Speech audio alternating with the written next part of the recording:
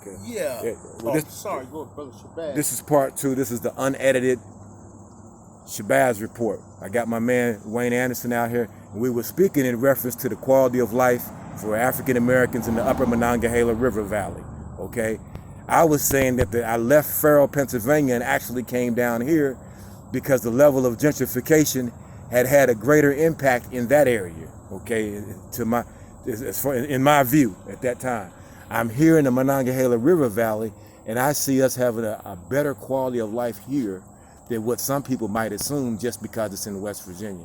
So I came back here, and I've had a better quality of life here in Fairmont, Morgantown over the past 20 years.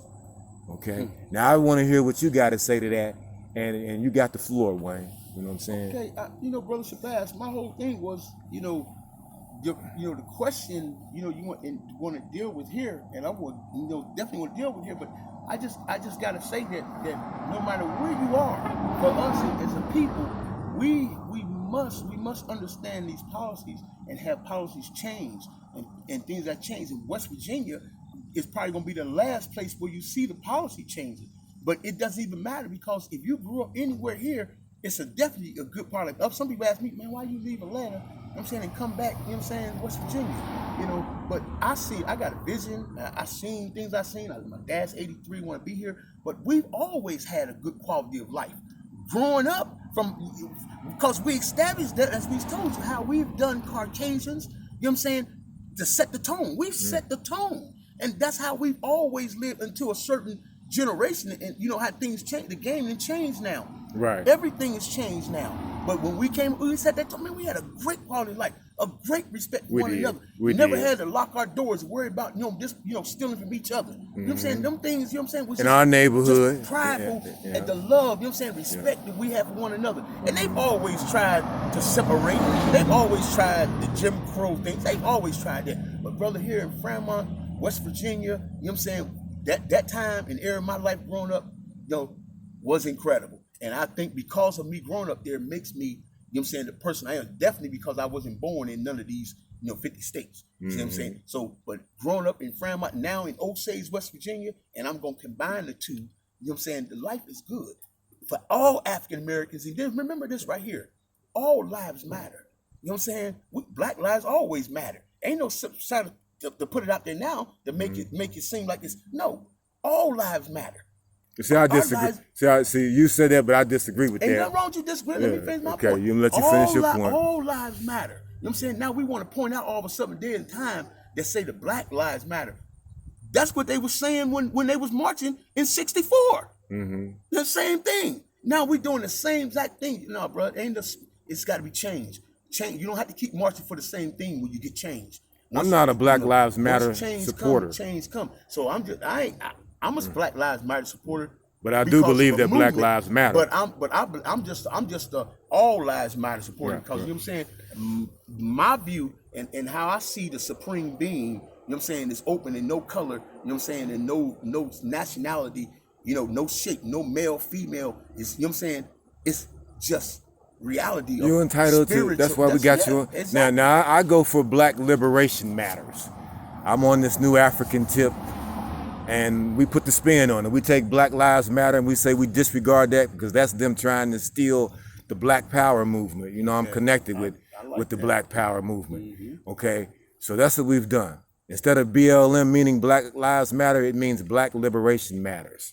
That we endorse the Black Power. We stand on the shoulders of grassroots warriors such as H. Rap Brown, later Imam Jamil Amin, brothers.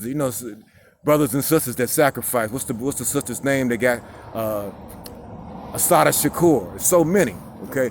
And it was white folks that helped Assata Shakur break out of prison. A lot of people don't know this. So sometime radical. So what are you saying? That was good? Sometime radical black politics, white folks end up having to prove themselves to radical black revolutionaries. Most definitely. And they helped break her out of prison and get her to Cuba. That's good. Now let me ask you something, Brother Shabazz. You saying all that, you know what I'm saying? Now I like that because you said that the black liberation matters. A Black Liberation Movement, and that's Black Liberation movement. So Black Liberation Movement. Yes. Okay. Now, what do you want to be? What do you want to be liberated from? Well, we want to be able to be liberated from the colonial oppression of de facto United States, de facto West Virginia, and de facto Virginia. Meaning, that's a good question. Good question to ask, and I'm living at a time that I got to be able to get this out. For instance, over here in the Upper Monongahela, we have what they call Prickett's Fort. In Pittsburgh, Pennsylvania, they have Pittsburgh is what used to be known as Fort Pitt. The Europeans came to this area and they built forts as a defense mechanism for the indigenous people that lived in this area that looked like you and I, okay? Meaning that we didn't necessarily come from Africa. Our people are the indigenous people that were always here through this area, and they denationalized these people and made them into slaves. My great-grandmother in Virginia, Mary Hickerson, was denationalized and thrown on the plantation. She was a Pamunkey Indian, which is part of you ever heard of Pocahontas? Them people had a huge confederation, and their Indian trade routes were more extensive than the Europeans try to tell us, okay? Meaning that the Monongahela River flows north into Pittsburgh. There it meets with the Allegheny, forms into the Ohio, goes over into the Mississippi. Well, we have found, you ever heard of Cahokia? No. It was an ancient American city that was in what is now St. Louis. You ever heard of Poverty Point? No. It was an ancient American city, pyramid mound built city that was in what is now Louisiana. You ever heard of the Great Kanawha? No. It was an ancient American city built among the people that were here looking like you and I. They covered this information and omitted it. And people like Ivan Van Sertima wrote the book, They Came Before Columbus, talking about Abu Bakari in 1311 sent 2,500 of his ships to what is now known as the Americas. We have been coming back and forth since time immemorial. And they sing that. Now, some of the white scholars, I found information in I got to get this on the record and we're going to get it back to you.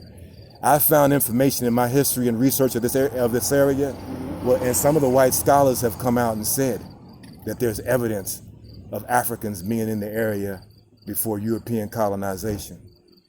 This is the point where we make that we are the Aboriginal title holders. Yes, sir. Brother Shabazz, we going, because we dealing with my platform, you know what I'm saying? We're going to deal with my premises. Yes, sir. And you know what I'm saying? And I like what you put in it because that's all the truth.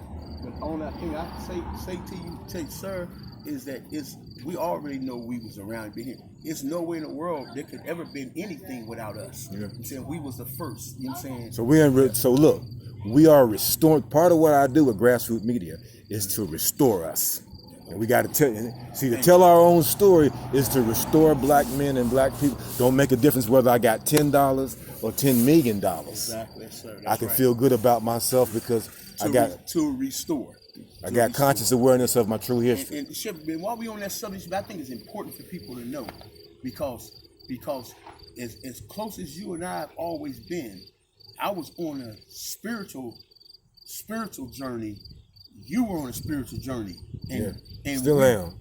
Huh? We still are. We still are. Yeah, evolving souls. I'm just reflecting back to when I was, because you know what I'm saying. I'm walking on my spiritual journey. I ain't like when I was running when we was saying vibing and all that. I'm just walking. I'm getting back into it, but I'm just walking. I ain't running. Take my time.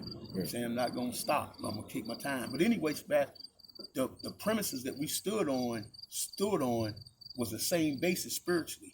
So no matter what, we would say something. Do you remember the times we talked about it? Yeah. Just because, and I'm reading mine from one book, you read from another book. I remember. But any kind of development, any kind of growth doesn't have to mean belief.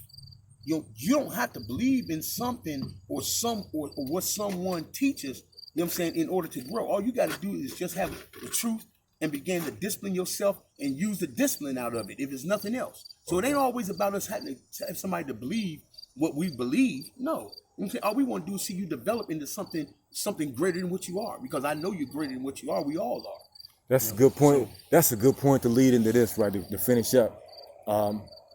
There were some of our brothers and sisters that passed. One of them was a good friend of yours, was Danita Holyfield. You remember her? Yeah. You yeah. know- Ooh, why you say that, brother? Well, I brought We might Danita- have to go in the store because I got a corner in there called the Putty Corner for Danita and her daughter Putty. Yeah. That's for representation. Because you know what I'm saying. So that's them clothes cost the most because it's more fashion. Then to what Danita they had would something. wear. Danita had So- something similar down in Clarksburg, Right. like That's a why I little took shop. it over when she passed. You know, Danita. Right. You know what I'm saying. Danita was. That's Danita- why she came, because I felt her energy coming through, because I looked over there. Right. Yeah, I love that, man. That's a blessing. Yeah. 'Cause Now, I tell you what we're going to do on the next segment. We're going to go in the store so they can see the sign and see what, because her sons, none of them had even known. You got an area in there that was dedicated to Danita. Danita and her daughter. It's called. I didn't even know that. it's You know what I called mean? The Putty Corner. Yeah, because Danita and Putty. So, yeah. Her family, the Holyfield family. I see. I'm out the Church of God too. Now, Mm-hmm. so I'm a Muslim, but I also got this Christian background that my grandparents gave me, and the people in the church also they prayed. Hold on, the people in the church prayed for a brother That's when right. a brother was lost, Come on.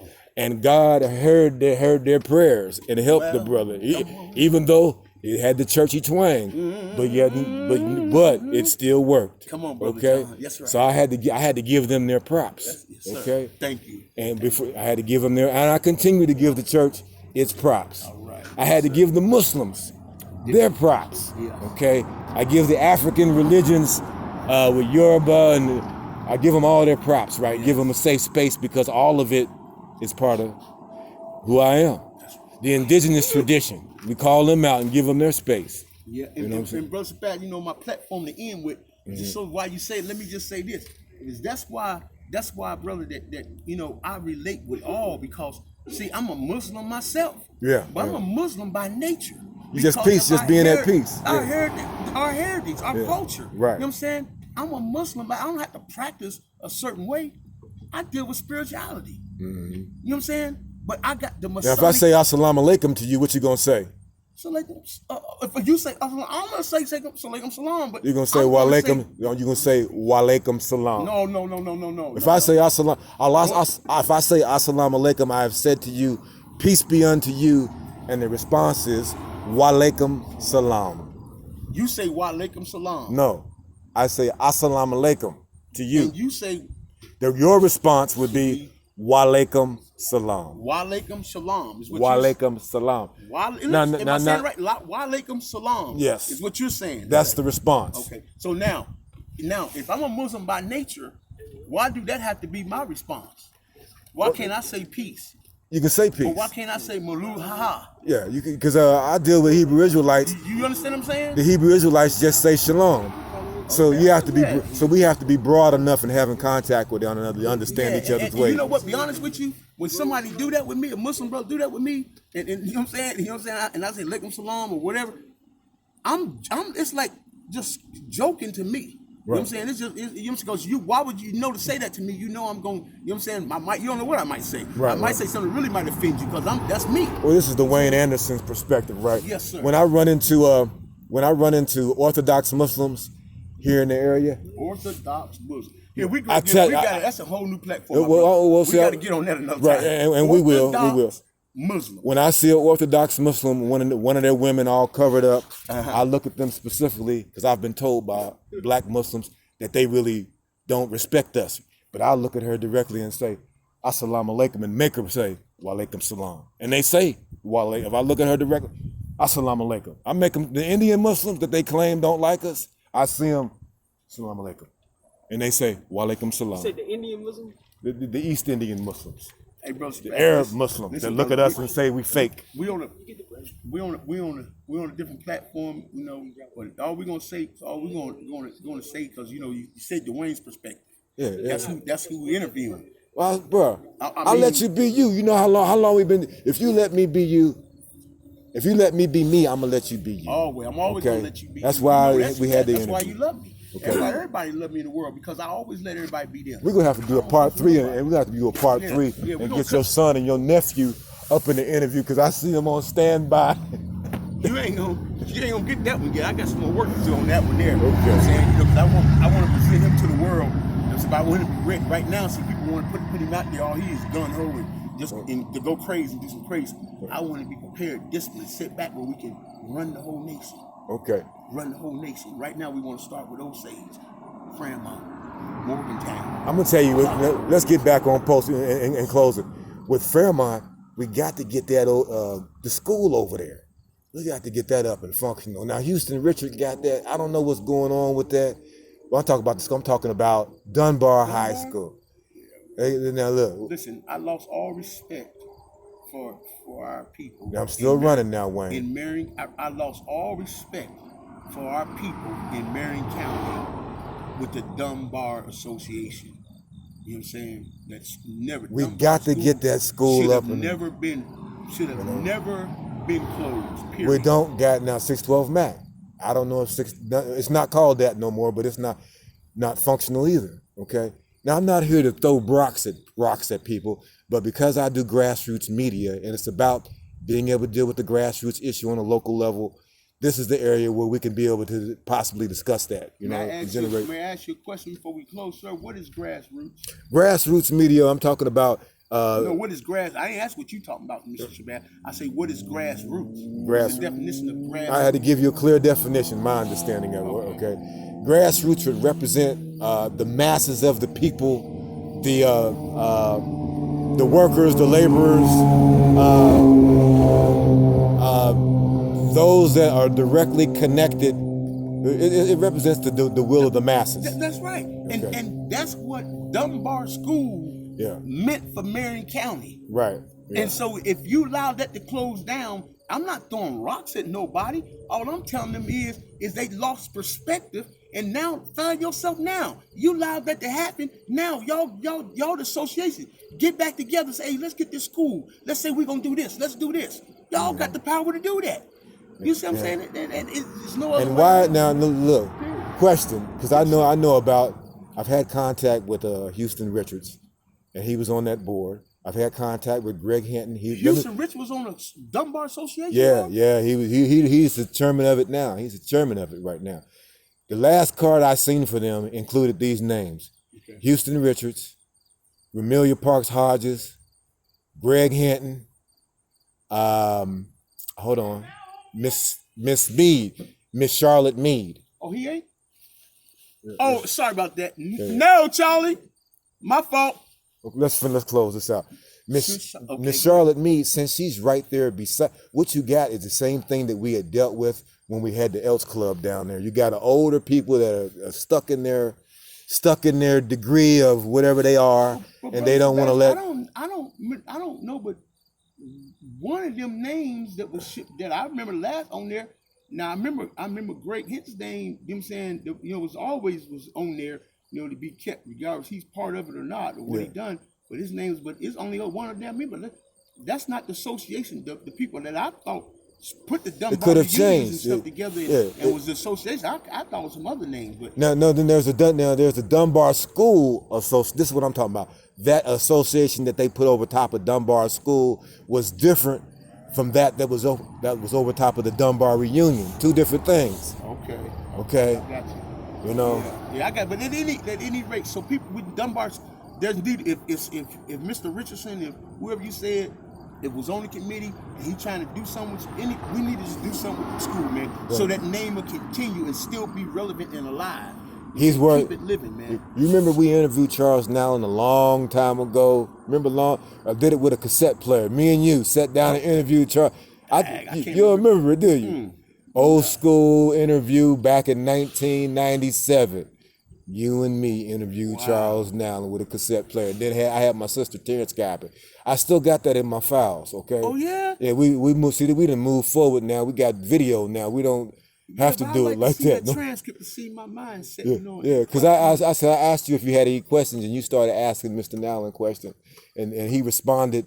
He's an eloquent old school brother that went to school down there. He went to school down there. Then Mr. Nallen, wasn't he the principal at one time? Yeah, I got a pedal from Was he the principal? Yeah. I didn't see. We need see. Hold on, Doc. He told me, said, John, when you gonna come back through with the whole package? He's somebody we got to go back at him again, because he's still here, but he ain't in the best shape. Okay, Mr. Nallen. Yeah. I think I heard that he had lost his eyesight. Okay. What did he tell you when you gonna come in with the whole package? He told me he put it on me. I supposed to get the whole package for us to get free. He gonna put all that on me. I'm out here, but I can't get the whole package together. I need some help. While we on the record, you saying that because he's seen something that I seen. Because remember when you used to have that stuff about the Pierpont and the history of West Virginia. See, you was on something that was so tough. And I, you know what I'm saying? Still got that stuff, homie. Yeah, I know, but it's another call. But right, boy, you was on something. So I thought for sure we was ready to get some reparation in West Virginia. Well, see, that's important because hold on, what you was on to. We got that along with the other information I was giving you about the forts. See, the forts, they call them refuge forts because they claim that the Indians, the so-called, let me get this, is important since y'all listening, right? They claim that the Indians would break the peace. And the refuge fort was there for when the Indians broke the peace. But what else is a fort except a military fort? What they did is they waged a genocidal campaign on the indigenous people from within those forts. Then once that campaign had been achieved, once it had success, they could come out of the forts and set up de facto government and claim that they were the title holders after they had got rid of the original inhabitants. And this is why this story has never been told that way. Pittsburgh was formerly Fort Pitt. Okay? Right. So that on its face, that tells you that they set up these forts, these military forts, as a place of refuge and waged the genocidal campaign from the military fort. I mean, that's definitely a strong argument. But hold on, that's not the only thing they did here. They used the same campaign over in Africa. Wherever, so you got to study. See, see, we don't study them. They teach us about them, and they teach us lies about them. Who wouldn't, if you was in power? Wouldn't you teach us? Wouldn't you teach lies about who you are? Hey, don't get them out of second. My bad. I'm out of second. I don't want them revealed yet. Right. You know Understood. You got to edit lies out of there. I didn't get him in. No, I'm getting ready to end this, right? Yeah, you in it, bro. I'll send it back to you because I don't want him. You said we got to edit him out of there. Yeah. Man. When you go through the thing, you gonna go back and run it back?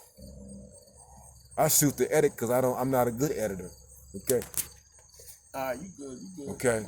You finish up, bro, Wayne. You know what I'm saying? I'll send it to you because it'll be done. Well, I'm just gonna leave here as an African American, in business, small business, just to tell African Americans anything you can do is just keep records, keep books every day. One of our biggest failures in everyday living is that we don't budget. We don't budget, you know what I'm saying? We don't write down the plan. That's all we gotta do every day is jot something down. Mm-hmm. No diary, anything. Make your mind do something that it's not used to doing. You've done that? You've done that with your business? Yeah, every day. You got a journal? Yes, sir. It's Shabazz, every sale, what it was, what day it was, everything. I got everything in that book. Yeah, and then I got another book too. Yeah, okay. See, I'm not only I can play with more than one book. I can play with 4 or 5 books. Blessed is the man that has many books. Well, but I got no. I don't know about that. That's blessed man. But I like that though. But my brother Shabazz, that's what my degree is. I got a degree in business. You know what I'm saying? My degree is in business management. Now, where you get that while you was away? In Morristown College. No, Shabazz, I was preaching in prisons 25 years before I even went to prison. So hold on. Where did you get your degree? What year you get it? In 1985. In 1980, Morristown College. Yeah. Where's that located? Morristown, Tennessee. Well, brother, you got to come out with them degrees and everything, right? What do you mean? Yeah, I mean, you and I, we grassroots people. However, I'm a grassroots person that believes in being professional. So I respect those brothers and sisters that worked hard to get their degrees. Now, just because you got a degree, don't get all puffed up and not think you can learn something from a grassroots person. I am a grassroots person. Okay, but I'm saying some people that get degrees and become lettered, you know how the establishment says that you've arrived and so forth. But that's not people from the hood, people like me. Right. See, for me to snitch is like putting a stamp on the game for how it is today. So you see what I'm saying? So for you to say that to me, a person like, you know what I'm saying, brother, never will I ever, my degrees, I don't care how many degrees I got, because listen to this, my biggest degree is my doctorate degree that I got in psychology, and that didn't come from the college. Mm-hmm. See, I got a doctor's degree from psychology from the streets. Okay. And I'm gonna practice with my license from the streets. All right, okay, bro. but my thing is, brothers, having, what I'm saying, business, you got a record, you got everything. This is what we don't do. We don't document things, even little pictures and things. We might do it now more because it's just everybody taking pictures now. It just happens. But we don't take them pictures to save and to keep for moments. You know what I'm saying? We look at them, then we're going to do 1,000 more pictures over top of that one. Right. But that picture captures something that no other picture going to capture. I feel See, that's why you never get rid of the picture. But my brother, I'm going to end out, you know what I'm saying, with we can all survive. What's the name of the business again? Make it Greater Love Fashion. Greater Love Fashion. Greater Love Fashion, yes, sir. Osage, West Virginia. Osage. This is the Shabazz Report. Also, you mentioned something about documenting and archiving. I did a lecture at WVU with Mary Jane McFarland. I spoke to her journalism class in October of 2019. The theme was why black people should document and archive their own history, ironically. Okay? Go to YouTube, check it. All you got to do is get up in. I watched that video already, sir. See, I never sat down and interviewed you on that, man, because that happened last year. We had a lot more important people in front of me. You know what I'm saying? Look, bro, I'm looking at going back to Mary Jane McFarland since the uprising, the Black Lives Matter movement, because her and I did that. I did that lecture at WVU last year before Black Lives Matter took another tick. I did that lecture in October of 2019. After that, Black Lives Matter took a tick to another level. The George Floyd stuff jumped off. So now, the last time I spoke to Mary Jane McFarland, real quickly, Mary Jane is like, John, what kind of world is this? So I want to go back to Mary Jane, this white woman that gave me a platform in front of her all-white journalism class. I want to go back to her and interview her about what she thought about the presentation that I made and bring her up to date today with Black Lives Matter. How does it impact some of the things that we talked about? Because I basically told them that the white journalism students, that they got a road to carry. When you go out and you do your journalism, understand that most of the history that you received about black people is incorrect history, colonial. It's a history that was designed to oppress us and not tell us nothing about our true selves. We've come out of that. Many of us know who we are. And once you know who you are, that's in a way. So I tried to give them that, but also at the same time tell them, because of what, you got some guilt because of slavery, accept it and own up to it. If I was a white person, I told white people this, right? This is honest to God truth. If I was a white person, I'd want to go ahead on and get this thing cleared up with slavery. I'd want to go ahead on and pay reparations, start the process so I can start the process so I could be able to say, hey, we're taking care of that. Whenever I was accused of being some type of racist or something, I'd be like, look, we're taking quick care of that. That was wrong. I wouldn't want to be up under the foot of that, right? So to white people, you know what I'm saying? It's about being able to get out from up under the foot of ill-gotten gains. And I got to say this, Shabazz, before we close out, my brother. Quit tearing down statues. Quit worrying about flags. Cut the check. Quit worrying about all of those things. All we want to do is let everybody be who they were. Just America, we're just gonna tell the truth. What everybody done, Stonewall Jackson, whoever, that's who they are. We're gonna tell the truth. Let everybody be who they are in America. We don't care if you're redneck. We don't care if you're KKK. We don't care if you're Black Power. We love it. Everybody. We love all. So the whole point of it is don't worry about it. Let's just tell the truth about America. And if you tell the truth about America, the check got to be cut. Because if you tell the truth is gonna cut the check. So tell the truth about America, how it was built and what it was built on, and let's go ahead and do this reprimands and let's get moving. Everybody on the same page. That's all I do is take a little reprimation, and we'll all be on the same page. Put us on reprimation. We'll all start together. Don't you believe that the country has more than enough wealth? Okay, it has more than enough wealth to begin to address it. And it has disregarded us and played us like I believe they had good intentions, Shabazz. because I got a picture I'm gonna show. This video getting ready to end, bruh. Yeah, I believe they had good intentions, Shabazz, but there's just a love of money. The love of money is the root to all evil, not money. The love of it. See, and that's where people get held up because they get the love in it. So with that, my brother, come on back. We're going to see part 3. Yes, sir. And see how things is going and what nature's doing for us. All right. The Shabazz Report, Grassroots Media. Come holler at us. Yes, sir. Peace. Peace out.